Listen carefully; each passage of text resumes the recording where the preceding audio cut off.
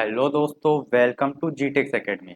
तो आज की क्लास में हम लोग यूनिट 2 देखने वाले हैं, कंप्यूटर प्रोग्रामिंग यूजिंग सी का।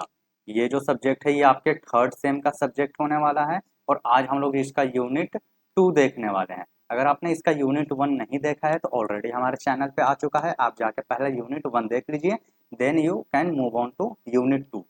तो चलिए आज की क्लास को शुरू करते हैं। यूनिट 2 का नाम है प्रोग्राम स्ट्रक्चर।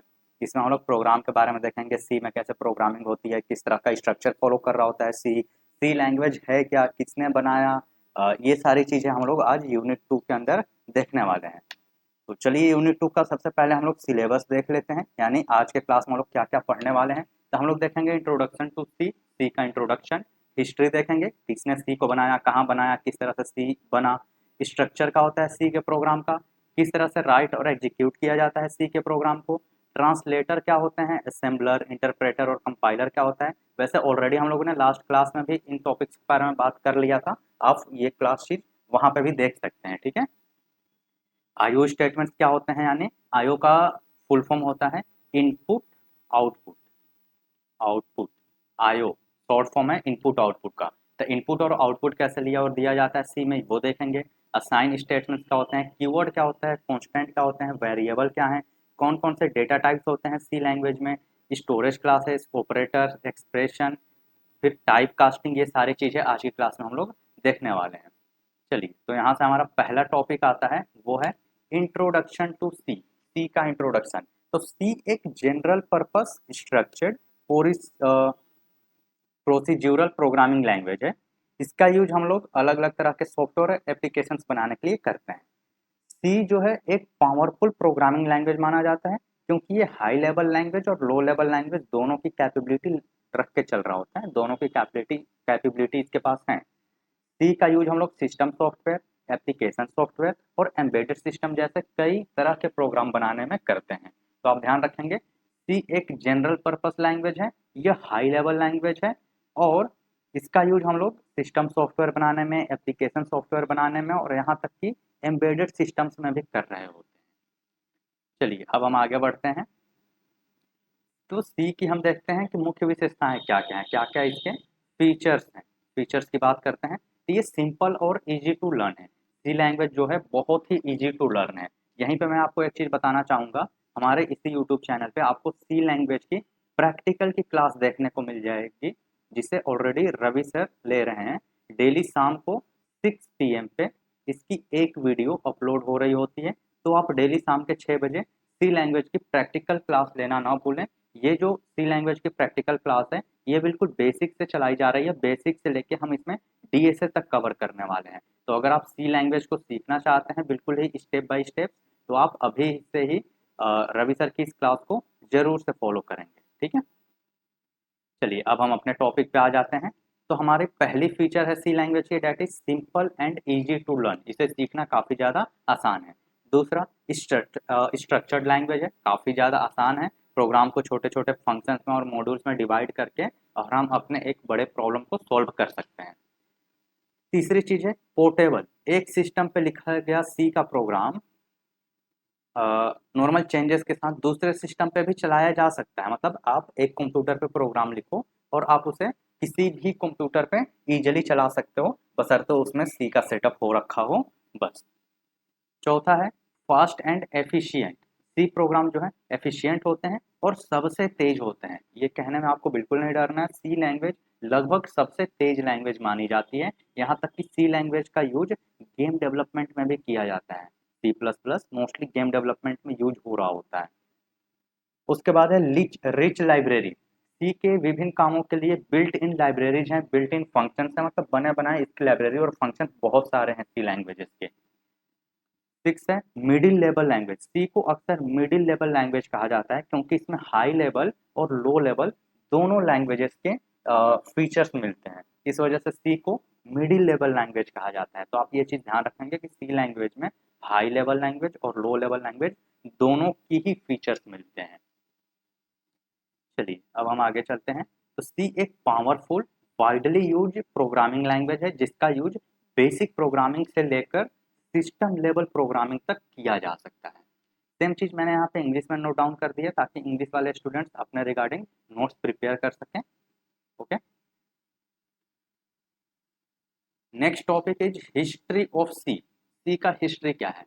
सी लैंग्वेज का विकास डेनिस रिचर्ड ने बेल लेबोरेटरी में यानी बेल लैब में किया था और सी लैंग्वेज को मुख्य रूप से 1972 के आसपास बनाया गया था। इसमें क्या क्या इंपॉर्टेंट आप याद रख सकते हो। डेवलपर कौन थे सी लैंग्वेज के? Dennis Richard.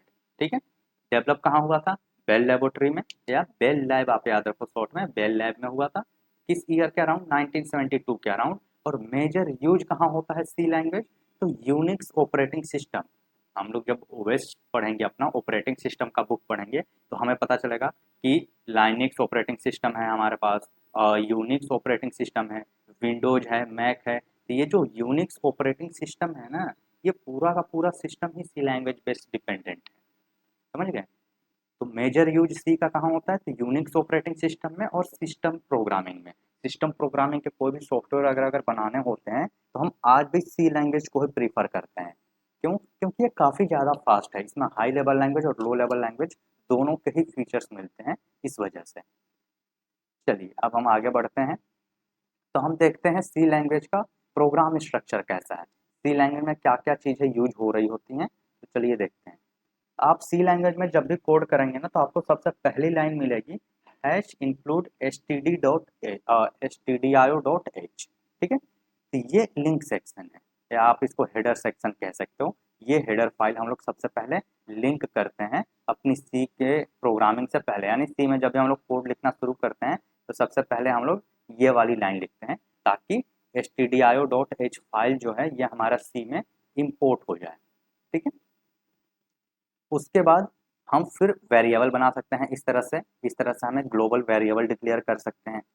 फिर हमारे पास सी में एक होता है मेन फंक्शन, यहाँ पे आप देख सकते हो इंट मेन और ओपन क्लोज ब्रैकेट्स हैं, तो ये है हमारा मेन फंक्शन। अब इसके अंदर प्रिंट एफ लगाया जा सकता है जिसके यहाँ पे हम कोई भी एक वर्ड प्रिंट करा सकते हैं, तो ये है प्रिंट एफ। प्रिंट एफ का काम क्या है? आउटपुट देना, आउटपुट दिखाने का काम प्रिंट एफ फंक्शन करता है। प्रिंट एफ के अंदर जो भी आप टेक्स्ट लिखते हो, जो भी आप इमोजी लिखते हो, जो भी आप स्ट्रिंग लिखते हो, वो आपको एज आउटपुट दिखाया जाता है। मेन फंक्शन रिटर्न जीरो करता है, यानी कुछ भी रिटर्न नहीं करता है। उसके बाद ऐसे ही हमारे पास एक और है, यहाँ पे एक अलग से यूजर डिफाइंड फंक्शन है हमारे पास, इसका नाम यहाँ पे है डिस्प्ले। तो अगर आपको और कोई फंक्शन बनाना है तो आप वॉइड लिखो फंक्शन का नाम और इस तरह से आप एक फंक्शन बना सकते हो। समझ गए? तो इस तरह से हमारे प्रोग्राम का स्ट्रक्चर होता है सी लैंग्वेज में। तो आपको ध्यान क्या रखना है, ये इंक्लूड वाली लाइन, कोई भी सी का आप प्रोग्राम बनाओगे तो ये लाइन आप जरूर लिखोगे।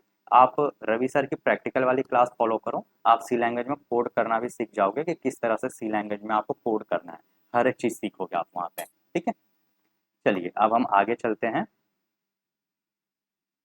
तो नेक्स्ट टॉपिक है हमारा लैंग्वेज ट्रांसलेटर। लैंग्वेज ट्रांसलेटर्स क्या होते हैं?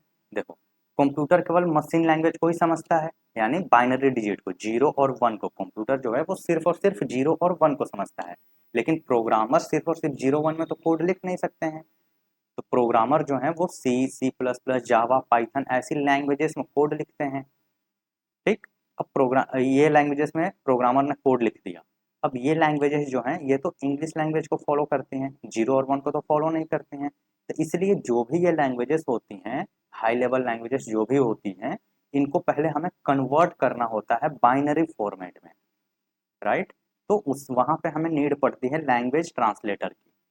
जो भी प्रोग्राम आप लिखते हो, चाहे आप सी में लिखो, सी प्लस प्लस में लिखो, आप जावा में लिखो, इवन आप पाइथन में लिखो, आप किसी भी लैंग्वेज में कोड लिखोगे, कंप्यूटर डायरेक्ट वो प्रोग्राम आपका नहीं समझेगा। आपको एक नीड पड़ेगी मिडिल मैन की, जो आपके प्रोग्राम को कन्वर्ट करे और उसको मशीन कोड में लाए, मशीन कोड में यानी जीरो और वन के फॉर्मेट में लाए।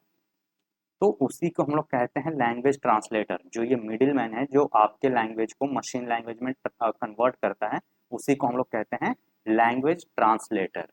ठीक है, अगर आपने यूनिट वन वाली वीडियो नहीं देखी है तो ये सारे टॉपिक और हम लोगों ने यूनिट वन में डिटेल में कवर किया है, तो आप यूनिट वन पहले देख लीजिए।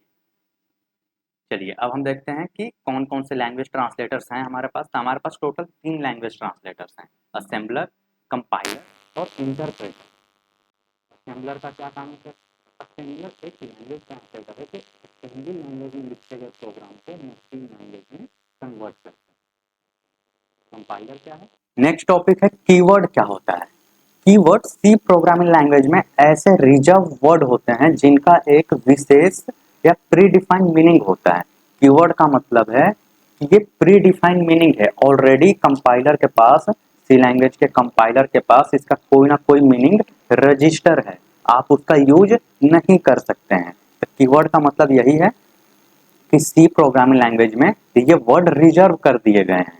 जैसे एक होटल है, ठीक है, और होटल में टोटल ऐसे 6 सीटें हैं और इसमें से 2 सीट ऐसे रिजर्व कर दी गई कि ये दोनों सीट रिजर्व है, इस पे कोई भी आके नहीं बैठ सकता है, कुछ ही लोग आके बैठ सकते हैं, या तो होटल का स्टाफ आके बैठ जाए या कोई वीआईपी मेंबर आ जाए तो बैठ सके। तो इस तरह से ये 2 सीट रिजर्व कर दी गई है, बाकी सारी सीट्स ओपन है। उसी तरीके से सी में रिजर्व वर्ड हैं कुछ, और उन्हीं रिजर्व वर्ड को हम लोग कहते हैं कीवर्ड। अब जो ये रिजर्व वर्ड है ना, उनका आप यूज नहीं कर सकते हो। जैसे वेरिएबल का नाम देने में आप उनका यूज नहीं कर सकते हो, कोई फंक्शन या आइडेंटिफायर का नाम देने में आप उनका यूज नहीं कर सकते हो। तो सिंपल सी चीज है कि आप इन वर्ड्स को यूज नहीं कर सकते हो सी प्रोग्रामिंग में, क्योंकि इनका ऑलरेडी एक मतलब है। जैसे इफ, इफ का ऑलरेडी मतलब है कि हम कंडीशन चेक करने के लिए लगाते हैं। तो इफ किसी फंक्शन का आप नाम नहीं रख सकते हो, इफ जो है किसी वेरिएबल का आप नाम नहीं रख सकते हो, क्योंकि इफ का ऑलरेडी एक मतलब है कि इसका काम है आपके प्रोग्राम में कंडीशन चेक करना। अभी अभी हमने फिर पढ़ा था प्रिंट एफ, राइट, हमने पढ़ा था प्रिंट एफ। तो इसका ऑलरेडी एक काम है क्या? आउटपुट देना। इसका काम क्या है? आउटपुट देना। तो अब आप ऐसा नहीं कर सकते कि किसी वेरिएबल का नाम प्रिंट एफ रखते हैं, फिर कंफ्यूजन हो जाएगी ना कि हमें आउटपुट देना है या वेरिएबल का नाम है। तो इस वजह से सी लैंग्वेज में टोटल 32 ऐसे वर्ड्स हैं जिनको कीवर्ड का दर्जा दिया गया है। आप इन वर्ड्स को यूज नहीं कर सकते क्योंकि ऑलरेडी प्रोग्राम में इनका एक यूनिक मतलब होता है, ठीक है। तो इन्हीं को हम लोग कहते हैं कीवर्ड, यानी वैसे वर्ड जो ऑलरेडी रिजर्व किए गए हैं सी लैंग्वेज में। अब देख लेते हैं कीवर्ड के क्या क्या मेन फीचर्स हैं। तो कीवर्ड जो है प्री डिफाइंड मीनिंग्स होते हैं, कीवर्ड के प्री डिफाइंड मीनिंग ऑलरेडी होते हैं। कीवर्ड को आइडेंटिफायर के रूप में यूज नहीं किया जा सकता है। सी लैंग्वेज में कीवर्ड केस सेंसिटिव होते हैं, यानी इस तरह से इफ लिखना और इस तरह से इफ लिखना दोनों अलग अलग बात है। फिर कीवर्ड जो है मेनली लोअर केस लेटर में लिखे जाते हैं। जितने कीवर्ड आप देखोगे, जैसे इफ हो गया, प्रिंट एफ हो गया, स्कैन एफ हो गया, वॉइड, ये सब आप देखेंगे ऐसे स्मॉल कैरेक्टर में ये चलते हैं। कोई भी pre defined words capital character में नहीं लिखा जाता है। और प्रत्येक कीवर्ड का सी प्रोग्रामिंग में एक विशेष काम है। जैसे प्रिंट एफ का काम है आउटपुट देना, स्कैन एफ का काम है यूजर से इनपुट लेना, इफ का काम है कंडीशन चेक करना, वॉइड का काम है एक नॉन रिटर्नेबल फंक्शन बनाना। उसी तरीके से अब देखते हैं कौन कौन से कीवर्ड्स हैं। तो ये हैं टोटल 32 कीवर्ड्स सी लैंग्वेज में। सी लैंग्वेज में टोटल 32 कीवर्ड्स हैं। कौन कौन? Auto, const, double, float, int, short, struct, unsigned, break, continue, else, for, long, signed, switch, void, case, default, enum, goto, register, sizeof, typedef, volatile, char, do, extern, if, return, static, union और while. तो ये total 32 words जो हैं ये आपके keyword हैं। तो क्या सर हमें ये 32 वर्ड्स याद रखना पड़ेंगे? बिल्कुल नहीं, कोई मतलब नहीं है 32 वर्ड्स याद रखने के। मैं ऑलरेडी बता रहा हूँ, जब आप सी प्रोग्रामिंग की जो हमारी ऑलरेडी क्लास चल रही है प्रैक्टिकल वाली, अगर आप उसे फॉलो करोगे तो आपको इसमें से आधे तो खुद ही याद हो जाएंगे। क्यों? क्योंकि आप उनका प्रोग्राम में यूज करोगे, और जिनका यूज नहीं करोगे आप उसको अभी याद करने के कोई मतलब नहीं है। कौन कौन सा यूज करोगे आप? कॉन्स्ट आपको पता होना चाहिए, डबल आपको पता होना चाहिए, फ्लोट, इंट, शॉर्ट, नहीं शॉर्ट नहीं, इंट, इंट तक आपको पता होना चाहिए। फिर आपको ब्रेक, कंटिन्यू, एल्स, फोर, इतना पता होना चाहिए। वॉइड आपको पता होना चाहिए, केस पता होना चाहिए, डिफॉल्ट, उसके बाद कैर, डू, इफ, वाइल और रिटर्न। इतने जितने मैंने ग्रीन टिक किए हैं इतने कीवर्ड आपको पता होने चाहिए। और नहीं है तो आप हमारी प्रैक्टिकल वाली सीरीज फॉलो करिए। सीरीज चलते हुए आपको ये सारे वर्ड्स खुद याद हो जाएंगे, क्योंकि ये सब कुछ आप यूज करोगे। बहुत वाइडली यूज करोगे। जितनी ये मैंने ग्रीन टिक किए हैं ना, ये बहुत ज़्यादा यूज होते हैं। उसके बाद वाले जो हैं वो थोड़े से कम यूज करने को आपको मिलेंगे, बाकी जितने ग्रीन टिक में हैं वो बहुत ज़्यादा यूज मिलेंगे आपको, ठीक है।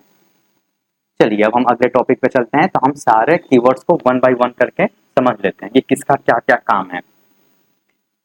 पहला है कॉन्स्ट, ठीक है। तो कॉन्स्टेंट एक ऐसी फिक्स्ड वैल्यू होती है जिसका मान प्रोग्राम के एग्जीक्यूशन में बदला नहीं जाता है। सी प्रोग्रामिंग में आप लोग दो चार ऐसे वर्ड्स सुनेंगे, उसमें से पहला है कॉन्स्टेंट। तो कॉन्स्टेंट का मतलब होता है कि कोई आपने वेरिएबल बनाया कॉन्स्टेंट, तो उसका मतलब है कि जब प्रोग्राम में अब आप उस वेरिएबल की वैल्यू नहीं बदल सकते हैं। जैसे मैंने यहाँ बना दिया कॉन्स्ट फ्लोट पाई 3.14, तो अब मैं इसकी वैल्यू बदल नहीं सकता हूँ। मैं अब पाई इक्वल टू 5 नहीं लिख सकता हूँ। क्यों? क्योंकि ये कॉन्स्टेंट टाइप का है और कॉन्स्टेंट को हम बदल नहीं सकते हैं। तो आप हमेशा ध्यान रखेंगे कॉन्स्टेंट टाइप की जो वैल्यू हम एक बार असाइन कर देते हैं उसे रन टाइम में नहीं बदल सकते हैं, यानी प्रोग्राम एग्जीक्यूशन में नहीं बदल सकते हैं, प्रोग्राम चलते समय नहीं बदल सकते हैं। हम यहीं पे भले ही बस बदल सकते हैं, बाद में और कहीं नहीं बदल पाएंगे इसे, ठीक है। इसके बाद आता है हमारे पास वेरिएबल। तो वेरिएबल एक ऐसा मेमोरी लोकेशन होता है। वेरिएबल देखो, वेरिएबल क्या होता है मैं तुम्हें शॉर्ट में समझाता हूँ। जब भी हमें कोई भी एक वैल्यू स्टोर करनी होती है ना, तो हम वेरिएबल का यूज करते हैं। वेरिएबल का काम है वैल्यू को स्टोर करना। तो जैसे यहाँ पे मैंने लिखा int age, age equal to 20, इसका मतलब ये हुआ कि मेमोरी में, ये तो मेमोरी है मेरी, तो मेमोरी में एक स्पेसिफिक लोकेशन का नाम मैंने दे दिया एज, और वहां पे मैंने क्या स्टोर कर दिया 20, ठीक है। तो वेरिएबल जो है मेमोरी लोकेशन का एक नाम होता है जहां पे हम वैल्यू को स्टोर करते हैं। बल्कि आप इसको शॉर्ट में याद रखो कि वेरिएबल का काम है वैल्यू को स्टोर करना। क्या करना? वैल्यू स्टोर करना। तो वेरिएबल का काम क्या है? वैल्यू स्टोर करना, ठीक है। वेरिएबल की वैल्यू प्रोग्राम के एग्जीक्यूशन के टाइम पे बदली जा सकती है। जैसे कांस्टेंट की वैल्यू हम लोग नहीं बदल सकते हैं, बट इसकी वैल्यू हम बदल सकते हैं। हम यहाँ पे इंट एज इक्वल टू 20 और बाद में हम चाहें तो एज इक्वल टू 50 लिख सकते हैं, कोई दिक्कत नहीं होगी। तो वेरिएबल क्या है? तो वेरिएबल में हम लोग किसी भी वैल्यू को स्टोर करते हैं। वेरिएबल एक कंटेनर है जिसमें हम वैल्यू स्टोर कर सकते हैं, ठीक है। अब वेरिएबल के नाम लिखने के कुछ रूल्स हैं, कुछ तरीके हैं। क्या क्या? तो वेरिएबल के नाम में लेटर, डिजिट और अंडरस्कोर का यूज किया जा सकता है। वेरिएबल के नाम के शुरुआत में डिजिट नहीं लिख सकते, आप कोई नंबर नहीं लिख सकते। जैसे 1 एज, ऐसे आप नहीं बना सकते वेरिएबल। आप ऐसे एज 1 चाहो तो बना लो, ठीक, एज 2 बना लो, ऐसे आप बना सकते हो, बट शुरू में ही आप नंबर नहीं लगा सकते। वेरिएबल के नेम में स्पेस नहीं देना होता है। जैसे मैं लिख दूं स्टूडेंट स्पेस नेम, तो ऐसा वेरिएबल नहीं बनाया जा सकता। वेरिएबल के नाम में कभी भी स्पेस नहीं होता है, ठीक है। फिर कीवर्ड, सी के कीवर्ड जो है वो आप वेरिएबल के नाम में यूज नहीं कर सकते हैं। जैसे आपको एक वेरिएबल बनाना है तो आपने लिखा इंट इफ, ये नहीं बना सकते आप। क्यों? क्योंकि इफ तो ऑलरेडी कीवर्ड है, इसका तो एक मतलब है सी लैंग्वेज में, राइट। तो जो हमने अभी 32 कीवर्ड्स पढ़े हैं उसमें से कोई भी वर्ड आप as a variable name use नहीं कर सकते हो। सी लैंग्वेज में वेरिएबल जो होते हैं केस सेंसिटिव होते हैं। केस सेंसिटिव का क्या मतलब है सर? तो देखो केस सेंसिटिव का मतलब है, मैंने यहाँ पे एक वेरिएबल बनाया एज इक्वल टू 20, ठीक है। मैंने एक और बनाया एज इक्वल टू 20। अब देखो इसमें कैपिटल ए है, इसमें स्मॉल ए है, तो इन दोनों का मतलब अब अलग अलग हो गया। ये दो वेरिएबल है, ये एक ही वेरिएबल नहीं काउंट होंगे। क्यों? क्योंकि कैरेक्टर अलग अलग है। तो केस सेंसिटिव का मतलब होता है कि स्मॉल लेटर की अलग वैल्यू होगी और कैपिटल की अलग। इन दोनों का मतलब एक ही नहीं होगा, इसी को कहते हैं केस सेंसिटिव। चलिए हमने वेरिएबल के नाम रखना सीख लिया। नेक्स्ट है data types in C. C language में डेटा टाइप्स क्या है? तो डेटा टाइप ये बताते हैं कि वेरिएबल में किस तरह का डेटा स्टोर होगा। जो आपने अभी वेरिएबल बनाया, जैसे मैंने यहाँ पे बनाया एज, एज इक्वल टू 50, तो ये बताएगा कि एज जो है, एज में किस तरह का डेटा स्टोर होगा, ये कौन बताएगा? Data type. मैंने लिख दिया इंट एज, तो अब मैं एज में 50 स्टोर कर सकता हूँ, मतलब नंबर स्टोर कर सकता हूँ। अगर मैं लिखूं कैर एज, तो यहाँ पे मैं ABCD के कैरेक्टर्स स्टोर कर सकता हूँ। तो ये जो इंट कैर आ रहा है इसी को हम लोग कहते हैं डेटा टाइप। और डेटा टाइप क्या करते हैं, तो ये बताते हैं कि जो आपका वेरिएबल है उस वेरिएबल में किस तरह का डेटा स्टोर होगा। तो डेटा टाइप क्या करता है, तो वेरिएबल में किस तरह का डेटा स्टोर होगा ये बताता है, वेरिएबल मेमोरी में कितनी स्पेस लेगी ये भी बताता है, और उस डेटा पर किस तरह के ऑपरेशंस हो सकते हैं ये भी बताता है। ये तीन चीजें डेटा टाइप हमें बताता है। चलो अब हम डेटा टाइप को डिटेल में देखते हैं। तो सी लैंग्वेज में टोटल हमें दो तरीके के डेटा टाइप देखने को मिलते हैं। तो पहला डेटा टाइप है हमारा वो है प्रिमिटिव डेटा टाइप, यानी बेसिक डेटा टाइप। इसमें क्या क्या आता है, इंट, कैर, फ्लोट, डबल और वॉइड, ये हमारे बेसिक डेटा टाइप्स हैं। उसके बाद आता है ड्राइव्ड डेटा टाइप। ये जो है बेसिक वाले डेटा टाइप का ही यूज करके बनाया जाता है, जैसे एरे, पॉइंटर, ये होते हैं ड्राइव्ड डेटा टाइप। अच्छा, दो और डेटा टाइप्स हैं अभी हमारे पास, यूजर डिफाइंड डेटा टाइप्स और टाइप मॉडिफायर्स। तो यूजर डिफाइंड डेटा टाइप्स वो होते हैं जो प्रोग्रामर खुद बनाता है, ठीक है, जो यूजर खुद से डिफाइन करता है उसे हम लोग यूजर डिफाइंड डेटा टाइप कहते हैं, जैसे struct, union, enum, typedef, ये चीज। उसके बाद टाइप मॉडिफायर। तो टाइप मॉडिफायर का यूज बेसिक डेटा टाइप की रेंज या कैरेक्टरिस्टिक को मॉडिफाई करने के लिए किया जाता है, उसको बड़ा या छोटा करने के लिए किया जाता है। चलो अब इन्हें हम डिटेल में देखते हैं। पहला डेटा टाइप है इंट। इंट का यूज किया जाता है इंटीजर या नंबर को स्टोर करने के लिए। जैसे आपको कोई एक वेरिएबल बनाना है जिसमें आपको नंबर वाला डेटा स्टोर करना है तो आप इंट यूज करोगे, जैसे int age equal to 50, int a equal to 100, int num equal to 500। जितने इंट टाइप का डेटा टाइप होगा, जहां जहां आप इंट यूज करोगे वहां पे आप सिर्फ और सिर्फ ऐसे नंबर्स यूज कर सकते हो। नंबर्स कहाँ से, मतलब 0 1 2 3 4 5 6 7 8 9, इतने को मिला के कोई भी नंबर आप बना लो, वो नंबर्स आप यूज कर सकते हो इंट वाले में। उसके बाद आता है कैर। तो कैर का यूज किया जाता है सिंगल कैरेक्टर को स्टोर करने के लिए। सिंगल कैरेक्टर अगर स्टोर करना है तो आप कैर का यूज करोगे। जैसे मैं लिखूं कैर ए इक्वल टू, यहाँ पे मैं ऐसे स्टार स्टोर करना चाहता हूँ, तो ऐसी चीजों के लिए हम कैर का यूज करते हैं।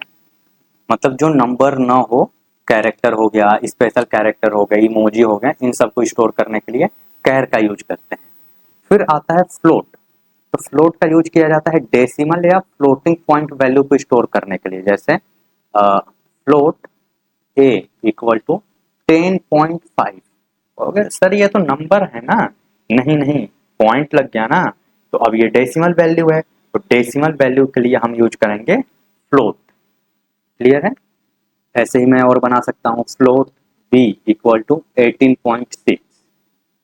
समझ गए। चलो इसके बाद आता है हमारे पास डबल।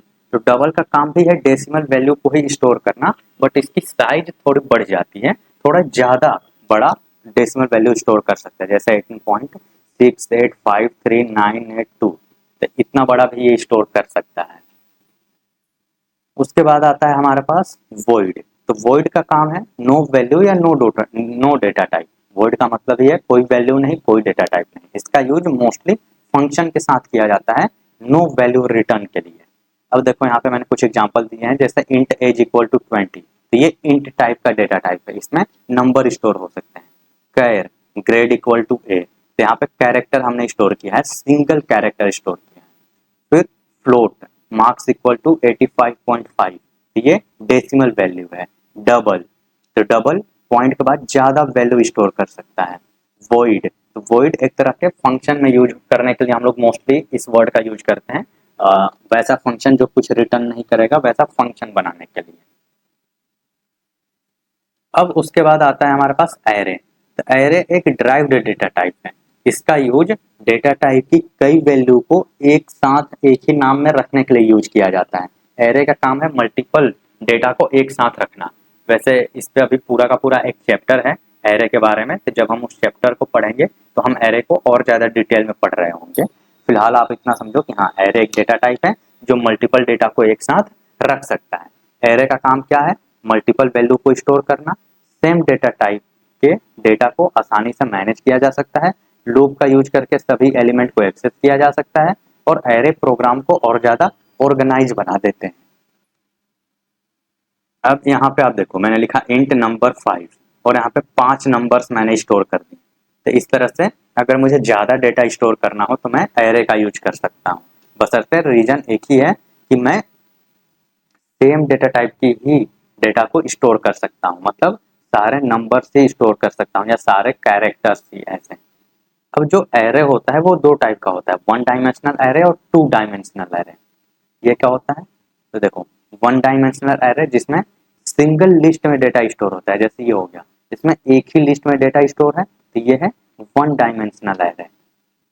फिर आता है हमारे पास टू डायमेंशनल एरे, इसमें रो और कॉलम में डेटा स्टोर होता है। जैसे यहाँ पे देखो 1 2 3 4 5 6 स्टोर है, तो यहाँ पे ये रो है जिसमें 1 2 3 स्टोर है, एक और रो है जिसमें 4 5 6 स्टोर है, और कॉलम वाइज देखा जाए तो ये कॉलम है 1 4 2 5 एक कॉलम हो गया, 3 6 एक कॉलम हो गया।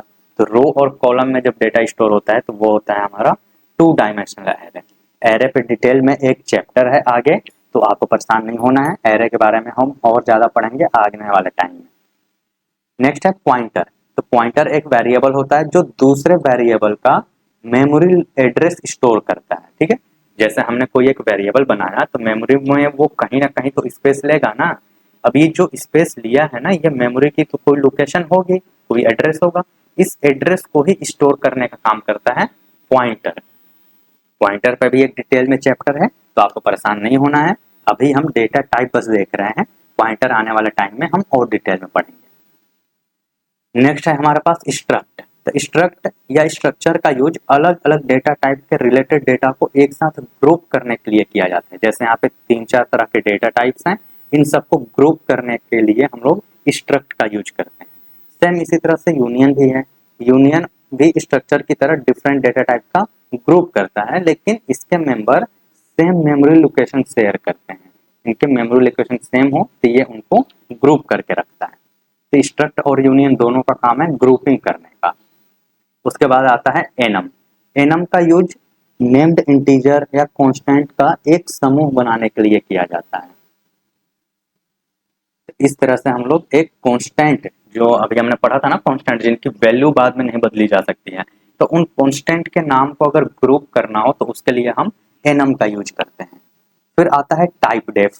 टाइप डेफ का यूज किसी एग्जिस्टिंग डेटा टाइप के लिए एक नया नाम या अलाइज बनाने के लिए किया जाता है, ठीक है।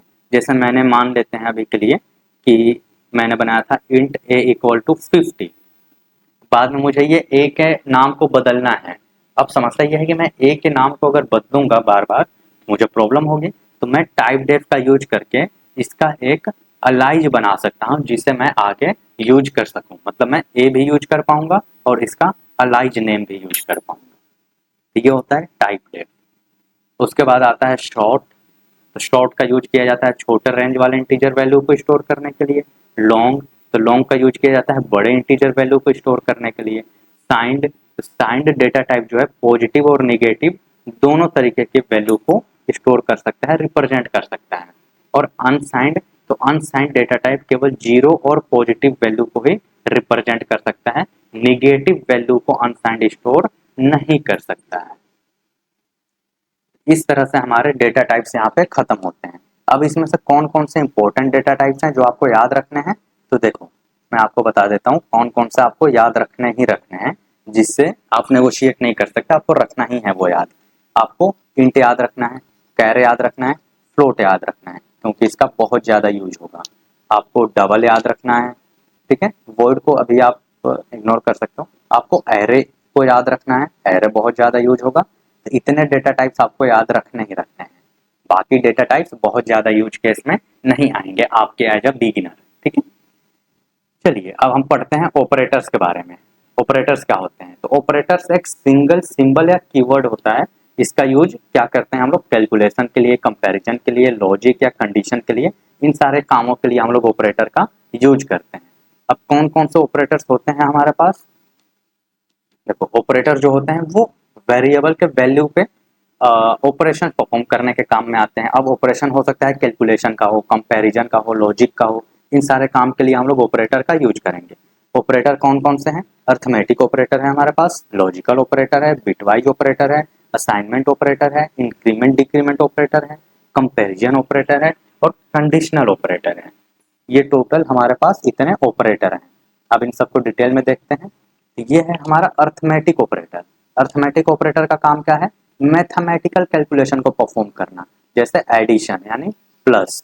तो आप ऐसे ए प्लस बी लिख सकते हो, ये दोनों के वैल्यू को जोड़ने का काम करेगा। ऐसे minus, multiply, divide, modulo. Modulus क्या करता है? जैसे आपने 5 से 11 को डिवाइड किया 2 बार में 10, एक आपका रिमाइंडर बचा। तो ये जो रिमाइंडर बचा ना, रिमाइंडर देने का काम क्या करता है? मॉडुलस। और अगर आप डिवाइड करते हो तो जो ये भागफल आया, इसको देने का काम कौन करता है? ये डिवीजन। समझ गए? उसके बाद आता है एक्सपोनेंटेशन। इसमें पावर काउंट किया जाता है। जैसे मैं लिखूं 2 स्टार स्टार 3 यानी 2 के पावर 3, इसका मतलब क्या हुआ? 2 मल्टीप्लाई 2 मल्टीप्लाई 2 कितना? 8। तो इस तरह से पावर वाली वैल्यू को लिखने के लिए आप एक्सपोनेंटेशन का यूज करेंगे। तो ये है टोटल हमारे पास अर्थमेटिक ऑपरेटर्स। ये आपको याद रखने हैं, आपके एग्जाम में पूछे जाते हैं। फिर है हमारे पास असाइनमेंट ऑपरेटर। तो असाइनमेंट ऑपरेटर का यूज जो किया जाता है, वेरिएबल को वैल्यू असाइन करने के लिए किया जाता है। जैसे मैं लिखूं x इक्वल टू 10, इसका मतलब क्या है? x नाम का एक वेरिएबल बनाओ। मैं इंट लिख देता हूँ, इंट x यानी x नाम का एक वेरिएबल बनाओ और उसकी वैल्यू क्या होगी? 10। इसमें x 10 के बराबर नहीं है, x की वैल्यू 10 है। तो वैल्यू असाइन करने का काम कौन कर रहा है? ये इक्वल। तो यही इक्वल टू जो है, इसी को हम लोग कहते हैं असाइनमेंट ऑपरेटर, क्योंकि ये वैल्यू असाइन कर रहा है। और इसी तरीके से हमारे पास इक्वल टू होता है, प्लस इक्वल टू होता है, माइनस इक्वल टू होता है, multiply equal to, divide equal to, modulus equal to और एक्सपोनेंट इक्वल टू। आप हमारी प्रैक्टिकल वाली क्लास जरूर से जरूर ज्वाइन करिए, सी लैंग्वेज की प्रैक्टिकल वाली क्लास। इसमें आप इन सारे ऑपरेटर्स को डिटेल में यूज करना सीख पाओगे। ठीक है? सिर्फ थ्योरी पढ़ के कोई फायदा नहीं होने वाला है। आप थ्योरी पढ़ के एग्जाम तो पास कर लोगे, बट आपको कोई रियल नॉलेज नहीं होगी। उसके लिए आपको प्रैक्टिकल क्लासेस करने ही पड़ेंगी। तो ऑलरेडी बिल्कुल ही फ्री ऑफ कॉस्ट यूट्यूब पे सी लैंग्वेज सिखाया जा रहा है आपको, आप उसको जरूर ज्वाइन करिए। चलिए नेक्स्ट ऑपरेटर हम देखते हैं। नेक्स्ट है रिलेशनल ऑपरेटर। इसी को हम लोग कंपैरिजन ऑपरेटर भी कहते हैं। इसका काम है कंपेयर करना, इस वजह से मोस्ट ऑफ द टाइम इसको कंपैरिजन ऑपरेटर कहा जाता है। ठीक? जैसे मैं कह दूं ए इक्वल इक्वल बी, क्या ए बी के बराबर है? तो इसके सिर्फ दो आंसर हो सकते हैं, या तो ट्रू कि हाँ ए और बी बराबर हैं, और या तो फॉल्स कि ए और बी बराबर नहीं है। जैसे मैं लिखूं 8 इक्वल इक्वल 8, कि क्या ये दोनों बराबर हैं? या तो यस या तो नो। तो जो कंपैरिजन ऑपरेटर होते हैं ये दो आंसर देते हैं बस, या तो ट्रू या तो फॉल्स। अब इसमें कौन कौन आता है? डबल इक्वल टू आता है, नॉट इक्वल टू आता है, greater than, less than, greater than equal to, less than equal to. ये सारे हमारे कंपैरिजन ऑपरेटर्स हैं जो कंपेयर करने के काम में आते हैं वैल्यू को। तो इनका काम क्या है? दो वैल्यू को कंपेयर करना और ये बताना कि वो सही है या गलत है। जैसे मैं कहूँ 8 ग्रेटर देन 10, तो इसके सिर्फ दो आंसर हो सकते हैं, या तो ट्रू या तो फॉल्स। अब देखो तो क्या 8 जो है 10 से बड़ा है? नहीं है, तो ये होगा फॉल्स। समझ गए? तो इसे ही कहा जाता है कंपैरिजन ऑपरेटर, क्योंकि ये सिर्फ कंपेयर करने के काम आता है। फिर आता है हमारे पास लॉजिकल ऑपरेटर। तो लॉजिकल ऑपरेटर का यूज मल्टीपल कंडीशन को एक साथ कंबाइन करने के लिए किया जाता है। जैसे A equal equal B and A equal equal C. तब यहाँ पे देखो दो कंडीशन थी अलग अलग, और उन दोनों कंडीशन को मैंने एक साथ कंबाइन कर दिया यूजिंग एंड ऑपरेटर। इसी को हम लोग लॉजिकल एंड भी कहते हैं, लॉजिकल एंड और लॉजिकल नॉट।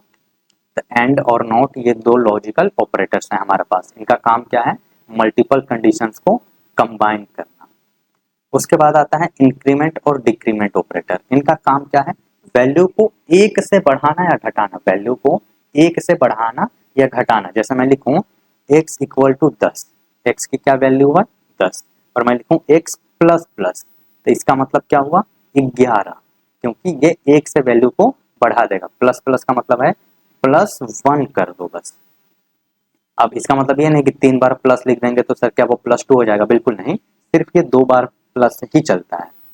अब इसी तरह से मैं लिखूं y = 50 और y माइनस माइनस, मैंने लिख दिया y माइनस माइनस, तो इसका मतलब हुआ 49, यानी एक कम कर दो। तो प्लस प्लस का काम है इंक्रीमेंट, एक बढ़ा दो, और माइनस माइनस का काम है डिक्रीमेंट, एक कम कर दो। तो ये है हमारे इंक्रीमेंट और डिक्रीमेंट ऑपरेटर्स।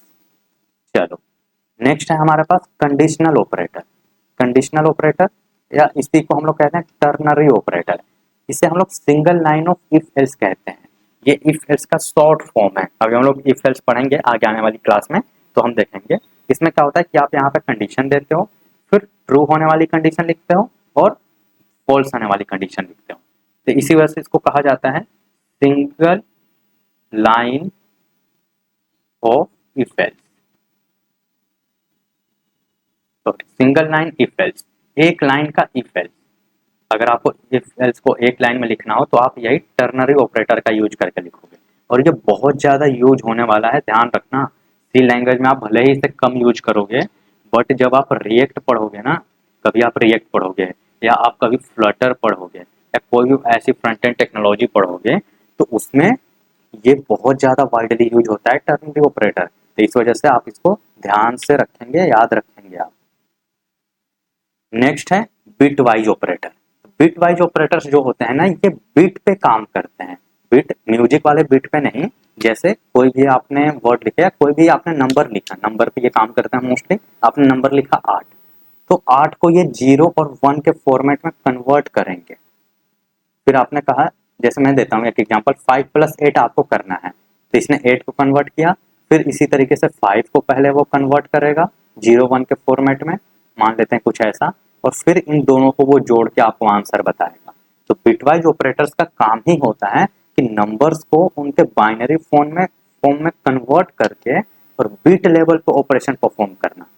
अगर आप 5 + 8 करते हो तो ये नॉर्मली 13 हो जाएगा, बट अगर आप बिट वाइज ऑपरेटर का यूज करके 5 + 8 करोगे तो वो हो सकता है आपको कुछ ऐसा आंसर, ऐसा बाइनरी फॉर्म में, क्योंकि ये आपके नंबर को पहले कन्वर्ट करेंगे बाइनरी फॉर्म में 0 1 में, और तब उस पर कैलकुलेशन परफॉर्म करेंगे। तो बिट वाइज ऑपरेटर का यही काम है कि पहले उसे बाइनरी फॉर्म में कन्वर्ट करना और देन ऑपरेशंस परफॉर्म करना। और इसमें क्या क्या ऑपरेटर्स आते हैं? एंड ऑपरेटर आता है, ये बैकटिक ऑपरेटर आता है, XOR, not, left shift, right shift और अनसाइंड राइट शिफ्ट। ये टोटल हमारे बिटवाइज ऑपरेटर्स हैं। बहुत ज़्यादा हमारे यूज केस में ये नहीं आती हैं चीज़ें, तो आपको इतना ज़्यादा परेशान नहीं होना है, बस एग्जाम के पॉइंट ऑफ व्यू से आपको ये चीज़ें ध्यान रखनी है। अब मैंने यहाँ पे आपको समरी दे दिया है कि वन व्यू में आप ऑपरेटर्स को ध्यान में रख सको, क्योंकि ऑपरेटर्स आपके सारे एग्जाम में पूछे जाते हैं। चाहे आप जावा स्क्रिप्ट का एग्जाम, अगर आप पेपर जावा स्क्रिप्ट का हो रहा है, उसमें भी आपसे ऑपरेटर पूछा जा सकता है, सी लैंग्वेज में पूछा जा सकता है, पीएचपी में पूछा जा सकता है, जावा में ऑपरेटर पूछा जा सकता है।